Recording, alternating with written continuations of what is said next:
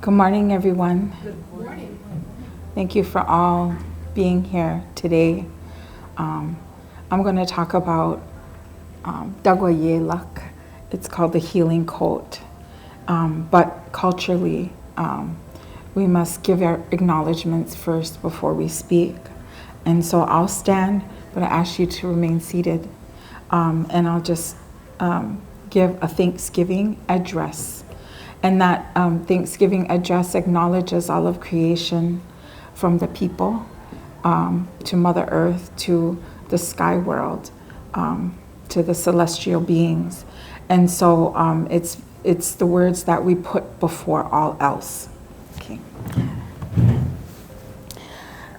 Agwego uska dia dwahinunya kwahnigo dehe twatnui ladu yokina ha onjage oneglisuha awahi asanate gondahnu deli oyonk ononko toku godili galando oku oneganasiku ojita hasu oelasu ladisongayandes yonki sota wanidale sonkwachi hawanidale gaye ni onquedak songayidiso. Thank you all. It's translating just the first part. It means let's put our minds together and give thanks. And then I listed a lot of the creation, from the people to the tobacco to the strawberries, our three sisters, the grandmother moon, the sun, our eldest brother. So we do that as protocol. And also, before I start, I want to thank the Cherokee Nation, the Cherokee people, everyone at the Cherokee Art Market for this opportunity to be here as an artist. It's wonderful to meet people and to be able to share our art in a venue such as this. This was fantastic. And it's my first time at this art show, so I'm really honored to present today. I'm from the Oneida Nation of Wisconsin.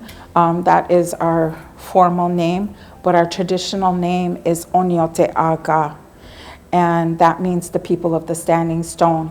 So when you look at this design right there, it says our traditional name, Onote Aga, and then there's a little gray stone right there.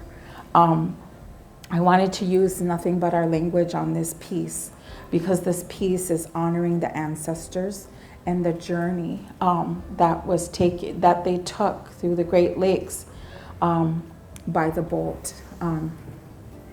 So it's a steamboat there, and so I have a presentation I have to follow. So I just wanted to introduce myself to Sayokla kindness. And It Snows Again is the translation of my name. I was born in winter, and I'm from the Turtle Clan. So my inspiration for the coat actually came from a trip to the New York homelands.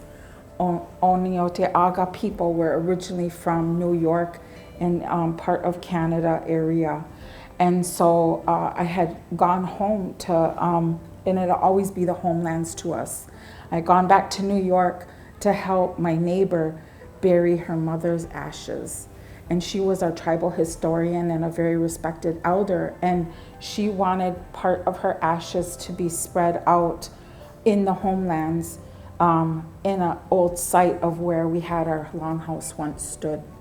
And so we did that. And it was a beautiful experience to be there in New York. And I've visited before many times, but that particular visit sat with me as an artist, and I knew that there was some project that I was going to have to do and make and create. And so this project kind of came out of that visit to the homelands, and also out of a love for my family, my community.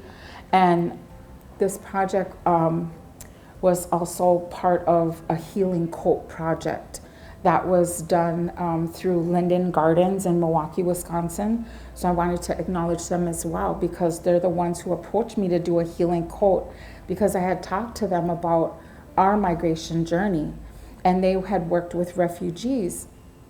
And so they they invited me to also do a healing coat. And so this is what I came up with. And as a beadwork artist, it took me a long time to make this. It took me about 1.5 years of working, not steady through, but I kept adding to the coat. I knew it wasn't done, and it went through various, iterations, but finally we're at this point where it is complete. I'm not adding any more to the coat, but it felt like it was a project that just had to be finished in a certain way, and so I really put a lot into this coat. This is some of my other art. I just wanted to say greetings and Thanksgivings to you all. This was a land back sign that I had made previously, and my daughter. These are also other projects that I have this beaded bag, and it goes hand in hand. So this bag was made in 2022, and this coat came right after it. And so this piece, I wanted to just bring it to display it to use as well. So to get into the story of the healing coat, why is it a healing coat? I was asked that question when I posted it online. They said, why is it a healing coat? And I said, it's healing myself as an artist just to create it.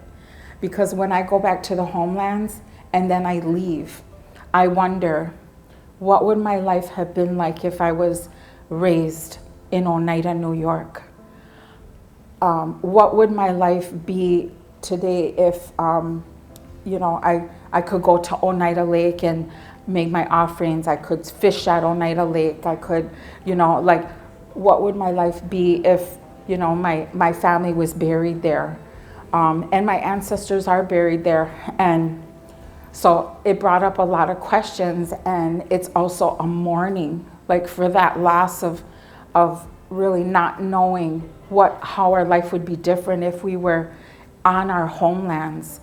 And so, so this was a healing coat for me personally, but also it's to tell our story, to tell our history of who we are and the things that occurred and how we survived colonization, actually, through the years. So if you look at this strip right here, this was our original homeland in New York. And so this area was 6 million acres. It was a vast territory. And we were semi-nomadic people, so we would use resources in one area and then we would relocate. So that's why we needed all of our land and territories. Well, with colonization, a lot of our land was stolen, and all that remained in our care and as property was 32 acres. So that could not sustain our families, that could not sustain our people. And so there was decisions made, and the decision was to relocate. And we were Christianized back in 1822. We were already Christianized because we were an East Coast tribe. And so we had a lot of, we had traditional people, but we also had Christian. And so the first steamboat through the Great Lakes, and that's the journey in Wampom. And the landing point was, at that point, it was called Michigan Territories, but it's now Wisconsin. We landed, the ancestors landed at Fort Green Bay, and it was wilderness. So our land in New York had been cultivated. We had orchards, we had our burial grounds, all of that. We had homes. Well, when the ancestors arrived in Wisconsin, they cried. They cried deeply. They mourned because there was nothing there but wilderness. And so they had to rebuild everything from scratch, the homes, the churches, everything. And so that was in 1822, which when I created this code, I didn't realize that it was an anniversary that was coming up of 200 years. Not until I had already beaded this seal, and I beaded in 1822, I was like, wait a minute. it's 200 years, and then then I found out my nation was preparing for the whole event, but I had no idea as an artist that it was coming up. So it's 202 years since the journey was made, and there was 3 steamboats that went from on this journey to Wisconsin, and so this is just an example of a steamboat at the time in the Great Lakes. But there was one steamboat that went north, and that became Oneida of the Thames, and that was in 1840. One side note, that steamboat dropped off the Oneida members, Oneida people in southern Ontario, and then when it went back to Buffalo, New York, on its return it sunk. And why that's important to us today is because I had explained that many of us were Christianized. Well, fast forward to 200 years, we have been trying so hard to reclaim our ways, our language, our culture, our traditional ways. The fact that I could say that little Thanksgiving address is a step in our direction, right? Because I'm not a fluent speaker, and we don't have very many fluent speakers left in our community. And so, as a little girl, I learned things about our ways, and I take with that and I put that all right here for us to, teach our children in the future. I use a language, and this means Dagwayelak. That means remember us all the ancestors. And for us, we have 3 clans, and that's the turtle, bear, and wolf. And so I put those on there as well to represent our family. And each of our clans has a responsibility. And I'm Turtle Clan, so my responsibility is to caretake for the land. And the bear, they are the medicine people. And then the wolf, they are family people. So they're the ones who gather people together. Let's see, let me go back to my presentation here. So on the front of the coat, this is called a Gustoa, and that's our traditional headgear for our men. And it's very symbolic for us. So see the feathers, how they're placed, 2 up and 1 down? That's Oneida. That'll tell you that man is Oneida. And all the other 6 nations, there's Seneca, Cayuga, Onondaga, Oneida, Mohawk, and Tuscarora, they all place their feathers differently. And so when we're in ceremony and we see, or any event really, we see a man with his feathers placed a certain way, we know, oh, he's Onondaga, oh, he's Oneida. And so I wanted to put that prominent on this piece, and so I have it on the front. And then I wanted to also tell you that the wampum strings there that are hanging, they are used in a ceremonial way. And they also record history, and they also are a certificate of authority. So a long time ago, we didn't have tribal IDs. We didn't have a driver's license. So our people would present a wampum string, and they would know who they were and why their purpose of coming to us is. So the wampum strings is very important for us. And yeah, these little feathers here, they're like a loose type of feather. And let me see, I didn't add the slide in here, but okay. So then on the back, I wanted to go back to this. So in New York State, the 6 nations, we have this wampum belt right here. And these are miniatures that I've beaded of old designs. But here's the originals. These are original wampum belts, and they're made out of the quahog shell. And So what I've done as an artist is I recreated them in miniatures so that we can continue on with that design and that story that goes along with it. So that belt right there, that's the original. And it came to my community in 2023 for, we had a ceremonial recital of our great law because we have our own laws.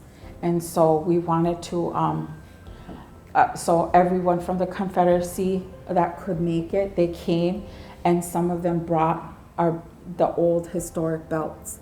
So I just wanted to show you those. And I wanted to talk about wampum. I don't know how many of you have ever been to the East Coast, and maybe you've eaten clam chowder out there. We love that clam chowder. I know my son does. And so chances are you ate quahog clam, because that clam is only found on the eastern seaboard. And that's what we make our wampum shells.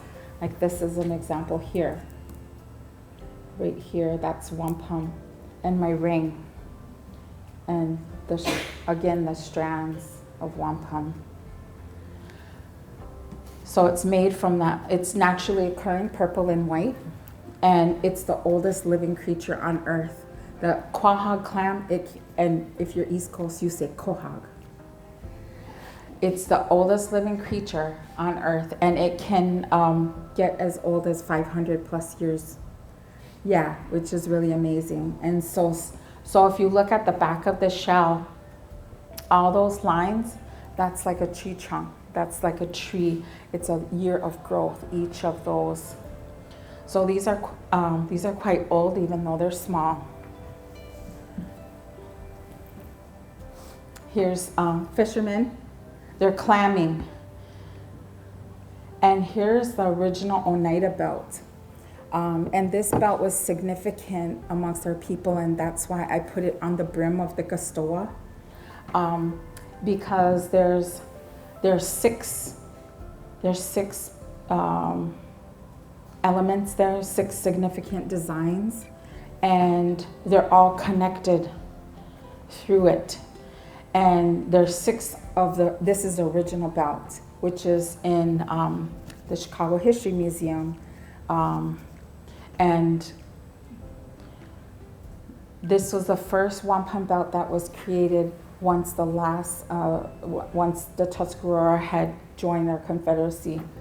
So this is also called the Oneida Belt because the Tuscarora were added into our Confederacy through Oneida people. So just to go into the belt and the significance, it's read right to left. And the placement of all the 6 nations in New York State follows where they're placed on the belt. So here's the Oneida Belt. We visited at the Chicago History Museum because it's no longer in our possession. We're trying to get it back, but there's 3 claims on it because there's 3 Oneida communities. Oops. That's not mine. Okay. And so that is the majority of what I want to talk about the coat itself. And around the border, this is typical style of design work from our people. This was beaded directly onto the elk hide, which is very, very difficult to do. And right here, this is the butt of the elk hide. So it's super thick. So I had to use, my beading needle went through most of this. Like I could just use my plain beading needle because it's traditionally tanned hide.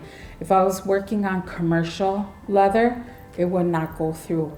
But because it's traditionally tanned, the leather slides right through except for this area. So when I beaded the back of it, I had to really, I had to use an awl to make a puncture and then bead. And then stop and do it again through this whole area. And this took me, this whole back area, It took me a long time just to do this little part, even though it looks like it's very simple and could be done fairly quickly. No, it took me hours and hours because of that process. So this is my first time working with leather and creating a garment like this. I did start off using a pattern, an actual pattern, but I modified it. I modified the collar a bit, and then also the sleeves. I wanted longer sleeves, but when I cut the elk hide, it was just a piece of leather on the ground in my house because it wouldn't fit on a table. So I just had to put it right on the ground and lay my patterns on it. And I soon found out that as big as this elk hide is, and it was ginormous, as big as it is, I don't have enough room in it for long sleeves. So what do? I kept moving the pattern pieces, and you only have one chance to cut this hide that costed $1,500. You have one chance. And so I was like just praying to the ancestors, and really this piece came from them. Honestly, I believe that in my heart 100%. And that's why I had to keep on going with it. And the hide itself, like I said, it has its imperfections. It has like where they tan the hide and they remove the hair, and then there's like a little dent there. There's imperfections in it, but it is so beautifully done. And so I want to acknowledge the man who made it. His name is Perry, and he's from Idaho, and he owns what's called the Hide Shack, and for a living he tans hides, and he offers training to anyone who wants to go up there. It's a hands-on training, so you're going to work for free, and then you will know how to tan a hide, and that's the exchange, right? And I made the coat. I chose the pattern for this coat because our traditional skirts, they were wrap skirts, and so I wanted it to be sort of like a swing, like a wrap coat. I wanted it to be able to be sized up and sized down, so it could be, it's sized right now for a woman who's an extra large, but it could go up to, a larger size. My brother told me it's actually a woman's coat because of the way it lays, but really I don't think it's gender specific in my mind. And the other person I wanted to acknowledge for help with the coat is, his name is Gordell Wright, and he's an artist here, and he is the one who cut all these wampum for me. And so my art wouldn't be possible without these awesome artists who create such wonderful materials to work with. And so check out Gordell if you're here. He's here. He's Shinnecock Nation, and he's in the main room. Let's see. I think that is pretty much what I wanted to present to you all about. I appreciate you all for being here, and I'll take questions if you have any.